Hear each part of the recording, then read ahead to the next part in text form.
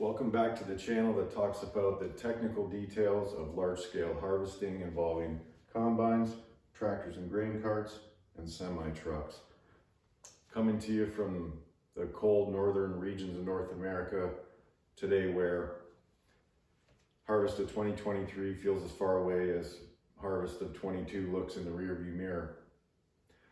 Today we're going to talk about harvesting at the limit, where every piece of the band has to be on their toes, and there's not a lot of time for slip-ups, which would throw the rhythm off for the field.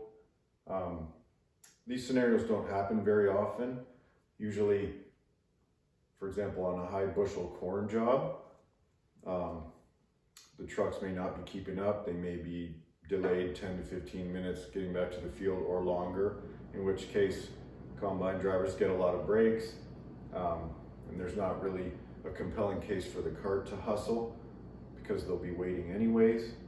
On a low bushel crop, the combine drivers are definitely busy trying to gather that crop up as fast as they can and get on to another job, but that gives carts and trucks a rest. But certain scenarios, when all the stars are in alignment, there'll be trucks just barely keeping up as long as they stay on their toes, and combines harvesting enough grain that the cart is just on the edge of keeping up. So we'll look at a scenario like that. We'll use a Canadian example because that's a larger cart, so more running around to collect a 2,000 bushel truckload to put on a Canadian Super Bee. So we'll just get right into it.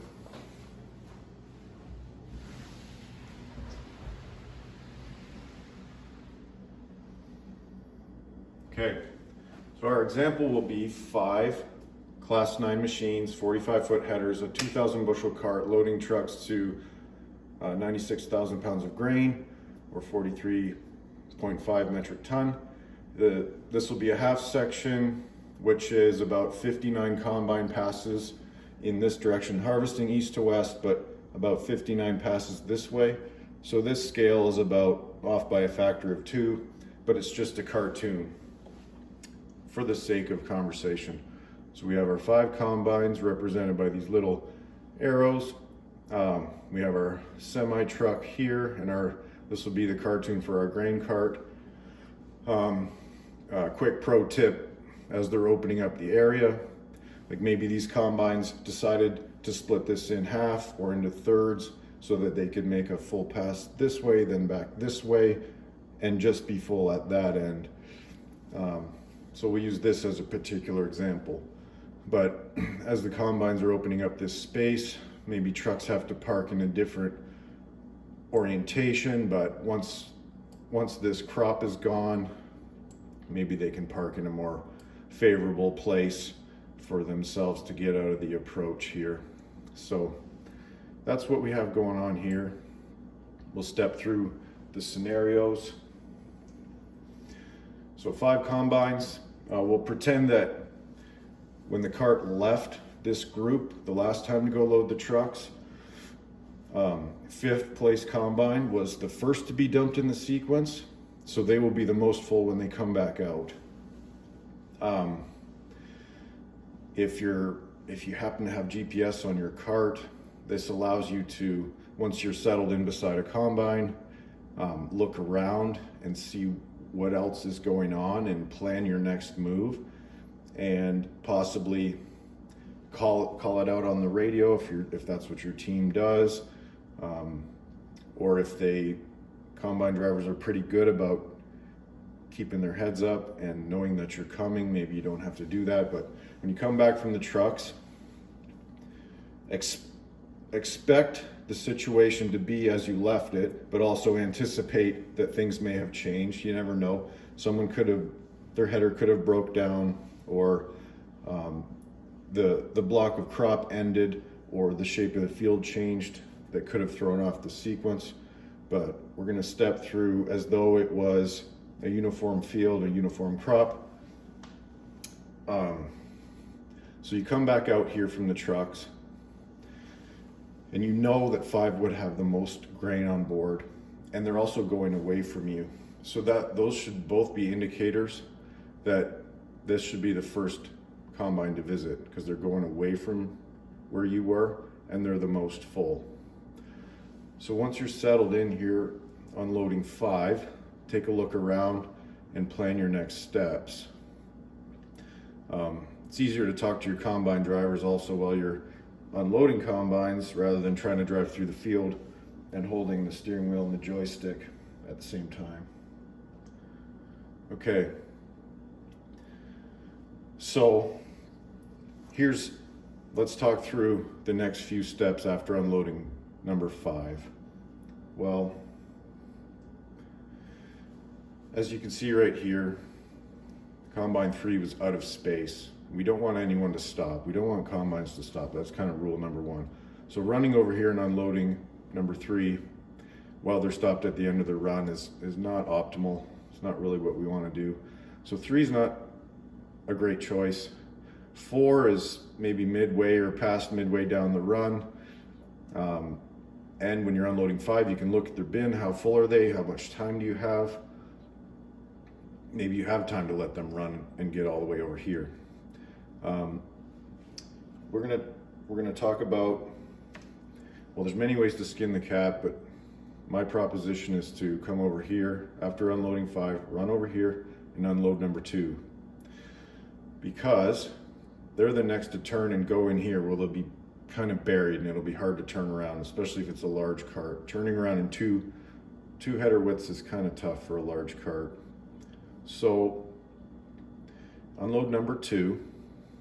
And again, as you're unloading, be looking around, especially if it's daylight. Keep an eye on your other combines and what they're doing. Plan your next move. And this is a box showing a great region to unload combines, midway down the run. Like when they're settling into a run, they're focused on getting their header down, locked onto GPS, and not really interested in unloading at that moment. And at the end, they'll be anticipating having to turn, and it's not a real popular place to unload. But midway down the run, that allows you to basically unload, turn left, come back, unload again, turn back, unload again as they come by.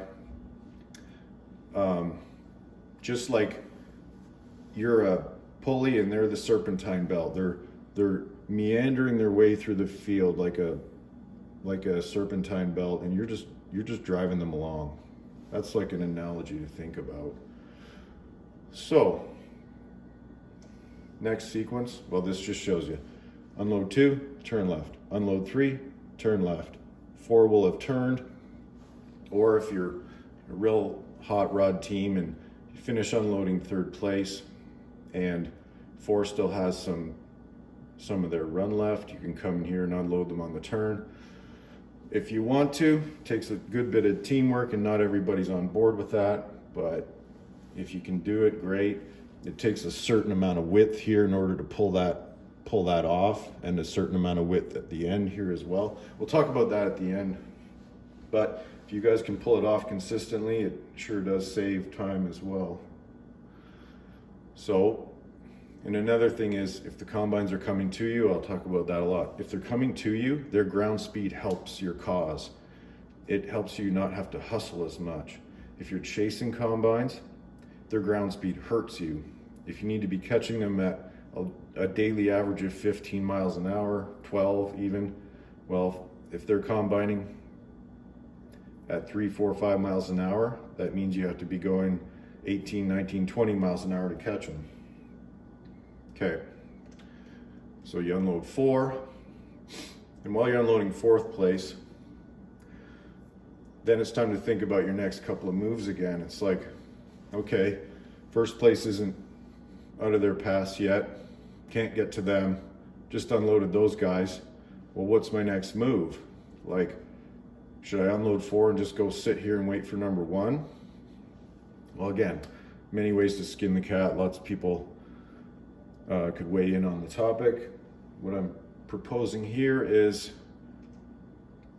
go and unload 5 again, because you can. They may not have much on board. They may not understand what you're up to, but this scenario is the instance where you have absolutely no seconds to spare, and we'll get to that at the end. Okay, so unload 5th again, then you can just go camp out and wait for number 1. And if this is truly a scenario where every second counts, combine drivers really helps if you swing your auger out right here before you turn. Some of them take a really long time to come out. And if it's broad daylight, no trees around, no power poles, it's a very safe place to swing your auger right there. And if you discuss it as a team, the cart stays back, leaves them plenty of room. You know, swing your auger out, make your turn, then your auger's out, then the cart can just drive in here and get lined up where they need to be, and it'll save 5 to 10 seconds every time. So, cart's camping out for first place here. Unload first place. Now, if we back up a little bit, remember our very first step was to unload second place. And that plays into our hand because we unloaded them right about here. And they have enough, in this scenario, they have enough bin space to travel all the way down the field and all the way back. So we unloaded second place here, they turned and they came here, which is only about a run and a half. So we have time to breathe for a minute. So unloading first place on the go, watching second place, you see they have enough time, they have enough bin space to get to the end. And here, you only have 1 lane worth of width. So if you're wanted to force the issue and unload second while they're going this way, you have to run in here, turn around in 2 lanes, 2 header widths, which is really hard on the cart, and then rip back here and still catch second before they get to the end. It's not an ideal situation. So if second place has bin space, you can just breathe for a minute, let first place carry on, let second place go by, then you open up 3 lanes, 3 header widths of space, lots of room to turn a cart. It's a lot easier on the hitches, PTOs and whatnot. So let's look at this. Okay, let them pass each other. The space opens up. Second place, do your auger on the turn. Nothing but wheat stubble right here. So you can swing your auger out while you turn, no problem. There's nothing to hit. Get into your run, get going again, unload second place. Now you can breathe again as the cart person, because all these combines are just going to fall into your lap again. You can see them coming, you can see what's in their bin. You know, you breathe, you plan your next move. Third place, turn, fourth place. Okay. Third place, fourth place. Now, 2,000 bushel cart, 200 bushels at a time, 10 combine visits. So you're on your 9th visit here. So now you got to think, well, do I need a little more from 5th place, or can I just run to the truck and load a truck? Well, be thinking about that as you're unloading fourth place here. And if you need to go visit 5th, you know, if they're midway along, you have to decide whether you're going to go this way or this way. I always propose to turn back and come and meet them over here because they're coming to you that way. So whether you got enough from 4 and you're going to the trucks, or whether you're coming around to meet 5th place again, the good part about way back here, when we unloaded 5th a second time, it bought us time. It got us options. We unloaded them here and they only traveled from here to here. So they won't have too much grain on board. So when we get to here, we can make a decision. Go to the trucks and still have enough time to get back to 5th before they're too full, or visit them again if you need to. Okay? So that's the end of that 9 or 10 visit sequence to get a 2,000 bushel truckload. Here's a little cartoon of unloading on the turn. So this is unharvested crop, the blue rectangles. This would be the cart's path, the combine's path, and like GPS lines for both of them. If you're gonna unload on the turn, if you're the cart person, just watch the combine's header. Basically, when they get to the end of the crop, you can turn quite sharply with the tractor because the cart will stay in its position for a while. You can basically turn a hard 90-degree turn and stay over here because you need to leave room for the combine's header. Once you guys have made the turn, the tractor has to slow down a little bit too. You know, like when the combine's turning, the spout kind of becomes the pivot point of the combine's turn, right? When the tractor is turning, it can turn quite sharply before the tractor can turn really sharp before the cart actually starts following. So turn quite sharply and go straight for a little bit. Slow down for your turn. Then once you realize the combine's made this successful turn, then you can speed up a little bit. Talk about that. What is the fastest speed they can go on the headland? Maybe it's 6, 7, 8 miles an hour, whatever that is. And trust the combine driver to keep dumping grain in the cart. You don't really have to watch that. You can just focus on where you're driving.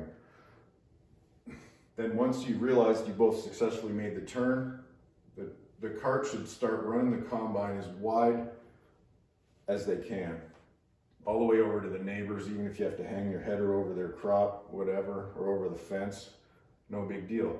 You want to run as wide as you possibly can so that when you get back over here, you have as much opportunity to get straight back onto GPS while you're going straight, so you don't leave little corners of crop for the next guy to have to clean up. So you want to help the combine driver get turned straight as early as possible so they can lock on GPS, get their header down, be comfortable, and keep going.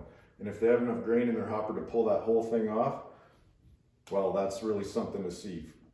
It's takes good teamwork, but it can be done. The cart driver's obligation over here is, once they get over here, start looking for whatever your visual reference is in the field, whether it's your hood gun sight down a corn row or down tire tracks and wheat stubble, or whether you have your GPS worked out that you know what line to grab. Whatever the case is, when you get here, you got to trust your combine driver again to not miss the cart and focus on your line you need. Grab onto your line. Again, slow down for this turn because the combine has to drive faster to go around the wider part of the arc. Can all be done, just takes practice. Anyway, thanks a lot for watching.